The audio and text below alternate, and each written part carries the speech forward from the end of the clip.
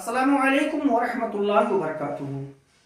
معزز ناظرین، ایک ایسے سچ سے میں پردہ اٹھانا چاہتا ہوں جس کو سننے کے بعد ہم کیا آپ کیا چلتے پھرتے انسانوں میں سے کوئی اس بات کو جھٹلا نہیں سکتا الا ماشاء اللہ۔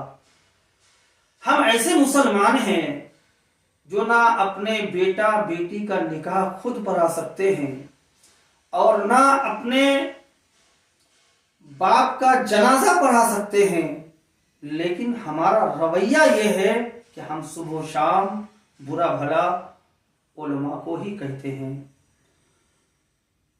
علماء انبیاء کے وارث ہیں، ان کی عزت تعظیم و توقیر کرنا ہمارا دینی فریضہ ہے۔ السلام علیکم ورحمۃ اللہ وبرکاتہ۔